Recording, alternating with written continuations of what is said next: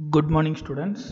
இன்றைக்கி நம்ம ஆன்லைன் கிளாஸில் மேனேஜ்மெண்ட் பிஸ்னஸ் மேனேஜ்மெண்ட்டில் என்ன டாபிக் பார்க்க போகிறோம் அப்படின்னா contribution of FT Taylor. FT Taylor அவர் மேனேஜ்மெண்ட்டுக்கு என்ன கான்ட்ரிபியூட் பண்ணியிருக்காரு, பிஸ்னஸ் மேனேஜ்மெண்ட்டில் அவர் என்ன கான்ட்ரிபியூஷன் கொடுத்துருக்காரு. ஓகேவா? ஃபஸ்ட்டு பார்ப்போம். ஓகே, அவரோட ஃபுல் நேம் என்னன்னா ஃபெட்ரிக் வின்ஸ்லோ டெய்லர். ஓகேவா? இது அவரோட ப்ரொஃபைல்.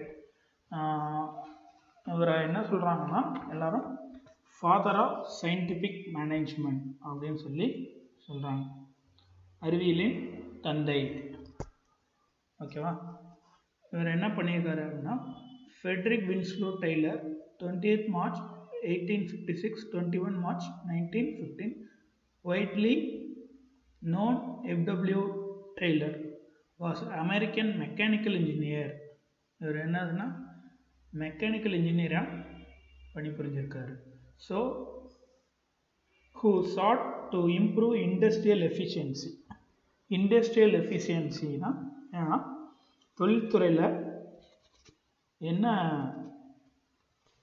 ஈடுபாடோட வேலை பார்த்துருக்காரு அப்படின்னா he is regarded as the father of scientific management and was one of the first management consultant. அப்படின்னா என்னது? கன்சல்டன்ட்னா ஆலோசகர் அர்த்தம். ஓகேவா? அவர் என்ன இருக்காருன்னா ஒரு அறிவியல் ஆலோசகராக ஃபஸ்ட்டு இருந்திருக்காரு. He is sometimes called as father of scientific management அப்படின்னு சொல்கிறாங்க. அவர் என்னன்னா father of scientific management. அவரோட குறிக்கோள் என்னன்னா one best way for doing the job. என்னது வேலை பார்க்குறது ஒரு சிறந்த வழி. அவர் என்ன கான்ட்ரிபியூட் பண்ணியிருக்காருன்னு பார்ப்போம். Contribution of F.W. டெய்லர். ஓகேவா? First introduction. Taylor worked towards the experiments at his workplace to increase the workers' efficiency so that maximum output could be achieved by the utilizing effort maximum level. Okay, the concept of scientific management was introduced by Frederick Winslow Taylor in the USA beginning of 20th century. Scientific management is the art of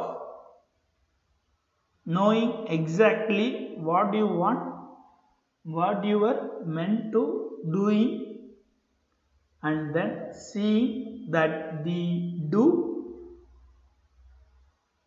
it in the best cheapest way.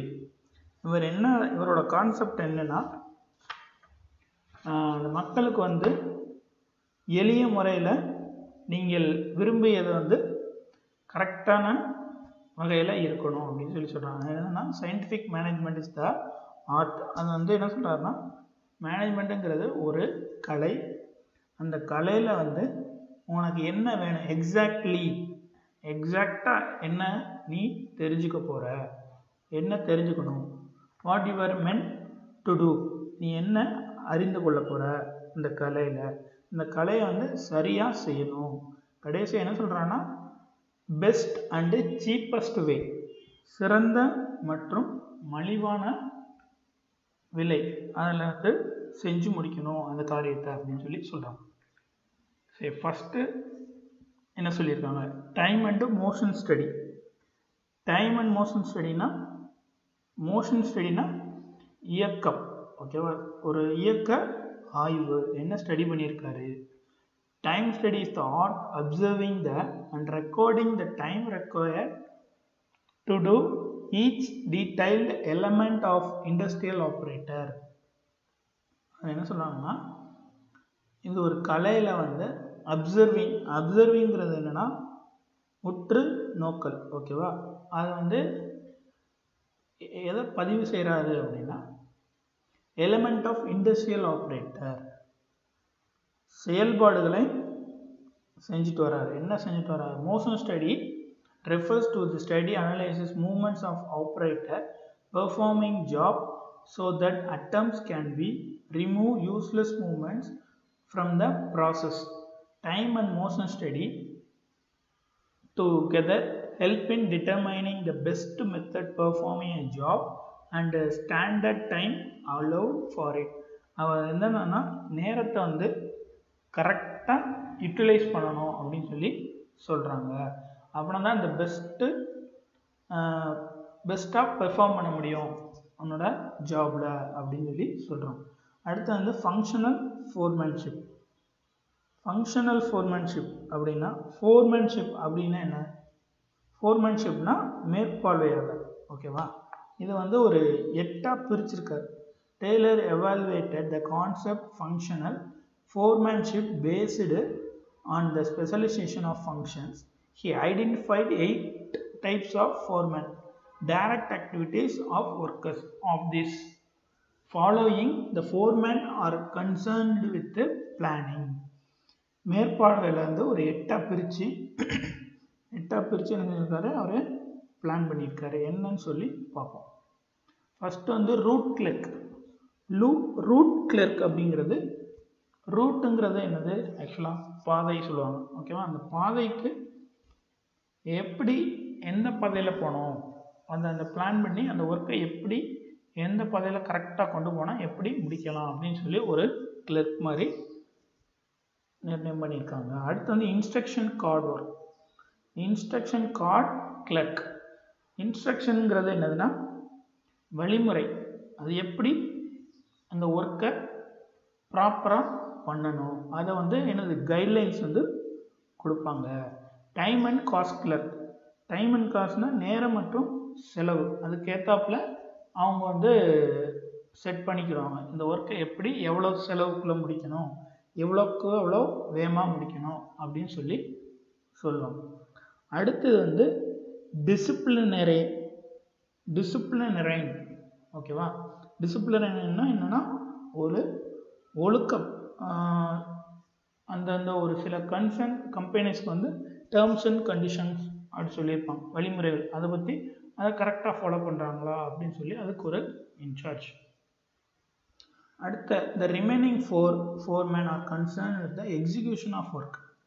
எக்ஸிக்யூஷன்னா முழு ஈடுபாடோட பண்ணுறது. அடுத்தது என்னென்னா speed pass. Speed பாஸுங்கிறது ஒரு ஒர்க்கை எப்படி வேகமாக முடித்து அவங்க வந்து கொண்டு போகிறாங்க, அதை நிறைவேற்றுறாங்க. ஓகேவா? அந்த வேலையை அவர் எப்படி அவங்ககிட்ட வாங்கியிருக்காங்க. அடுத்து வந்து இன்ஸ்பெக்டர். இன்ஸ்பெக்டருங்கிறது ஆய்வாளர். அது வந்து எப்படி அவங்க ஆய்வு செஞ்சு அந்த ஒர்க்கை முடிச்சிருக்காங்க. Maintenance foreman. மெயின்டெனன்ஸ் வந்து என்னென்னா பராமரிப்பு. அவங்க வந்து ரெக்கார்டை எப்படி மெயின்டைன் பண்ணிட்டு வர்றாங்க. கேங் பாஸ்ங்கிறது என்னது? ஒரு எல்லா கூட்டமாக செஞ்சு ஒர்க்கும் அதை வந்து அவர் லீட் பண்ணுவார். அடுத்து differential payment. Taylor introduced a new payment scheme called differential piece wage plan.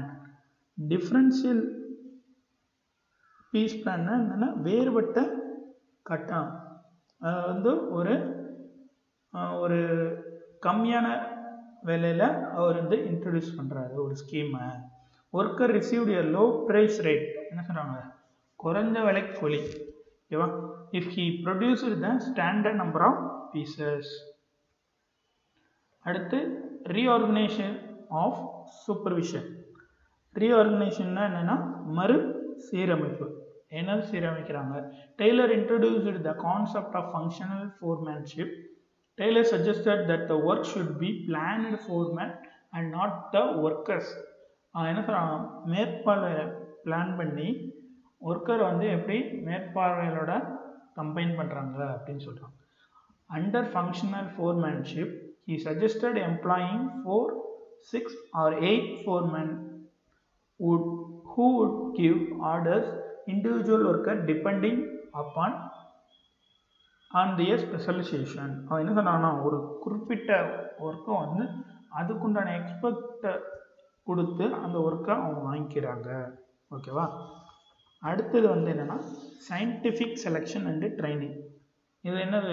Scientific செலெக்ஷன்னா அறிவியல் சார்ந்த அதில் வந்து பயிற்சி எப்படி கொடுக்குறாங்க. இந்த selection of workers scientific methods would not alone serve the purpose unless their placement on right job. அவங்க என்ன சரியான வேலையை எப்படி தேர்ந்தெடுக்கிறாங்க. appropriate training would be prepare the workers to accept challenging job அப்படின்னா என்னென்னா ஒரு முழு ஈடுபாடோட ஒரு போட்டியோட அந்த ஒர்க்கை முடித்தாங்கன்னா அவங்க என்ன செய்கிறாங்கன்னா promotion opportunities arising this organisation. அவங்க என்ன சொல்கிறாங்கன்னா எவ்வளோக்கு எவ்வளோ ஒர்க்கை பெஸ்ட்டாக முடிக்கிறீங்களோ உங்களுக்கு வந்து ஒரு ப்ரமோஷனோ நல்ல ஆப்பர்ச்சுனிட்டிஸ் இருக்குது அப்படின்னு சொல்லி சொல்கிறாங்க. அடுத்து cordial relation between management and workers. Cordial ரிலேஷனுங்கன்னா ஒரு நல்லுறவு யார் யாருக்குன்னா மேனேஜ்மெண்ட்டுக்கும் ஒர்க்கருக்கும். In its essence, scientific management is a complete mental revolution on part of workers as well as management, according to Taylor, involves an immense change in the attitude both of sides. ரெண்டு சைடும் ஒரு நல்லுணர்வு இருக்கணும் அப்படின்னு சொல்லி சொல்கிறாங்க. அப்படின்னா தான் இந்த ஒர்க்கை வந்து கரெக்டாக மேனேஜ் பண்ண முடியும். ஓகேவா? இதுதான் கான்ட்ரிபியூஷன் ஆஃப் எஃப்டி டெய்லரோட கான்ட்ரிபியூஷன்ஸ்.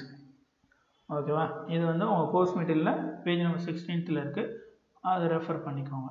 ஓகேவா? நெக்ஸ்ட் செஷனில் வந்து கான்ட்ரிபியூஷன் பை ஹென்ரி ஃபோயல் அவர் என்ன சொல்கிறாங்கன்னு நெக்ஸ்ட் கிளாஸில் பார்ப்போம். Okay, thank you students, have a nice day.